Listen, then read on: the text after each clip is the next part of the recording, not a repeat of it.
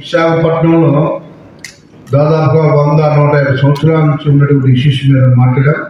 అప్పటికప్పుడు సీఎం గారు ఒక రివ్యూ మీటింగ్ పెట్టి పంచగ్రామాలతో పాటు విశాఖపట్నం సిటీలో ఏవైతే ఎండోమెంట్లో ఉన్నాయో, ముఖ్యంగా జగదమ్మ సెంటర్ కూడా 7 ఎకరాలు ఎండోమెంట్లో పెట్టినారు. ఎల్లమ్మ తోట, ఎల్లమ్మ టెంపుల్కి సంబంధించి ఇలాంటి దాదాపు సౌత్ నియోజకవర్గం 20 ఎకరాల్లో దాదాపు 150,000 మంది ఇబ్బంది పడుతున్నారు.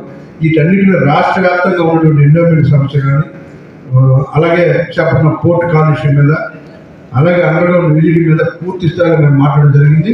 ఈ ఎండోమెంట్ సమస్య, పంచగ్రామ సమస్య తీరితే సగం విశాఖపట్నం ప్రజలు హ్యాపీగా ఉంటారు. వీటి మీద కూడా పూర్తి స్థాయిలో గత ప్రభుత్వం ఏం చేసింది అన్నంటే, ఈ ప్రభుత్వంలో మాత్రం నాకు తెలిసి 1 yearలోనే ఈ సమస్య పరిష్కారం అవుతుందని చెప్పేసి మీ మీడియా ద్వారా ప్రవేశం చేస్తాను అన్నట్టు. డెఫినెట్గా వంశీ గారు అన్నీ చేస్తారు. కేజీఎఫ్ మీ సమస్య కూడా నేను తీసుకెళ్ళి వంశీ గారితో సాల్వ్ చేయించే బాధ్యత నాదని అమలు చేస్తాను పోటీ. దాని రానున్న రోజుల్లో విశాఖపట్నం ఉజ్వల భవిష్యత్తు ఉంటుంది. డెఫినెట్గా మన ఎమ్మెల్యేలు, విశాఖ పార్లమెంట్ ఎమ్మెల్యే మొత్తం అందరూ విశాఖపట్నం అగ్రస్థానం నిలబెట్టి విశాఖపట్నాన్ని ప్రతిష్టను ఇంకా పెంచుతూ అమలు చేస్తూ ఈ కార్యక్రమం జరుగుతున్నాను. జై హింద్.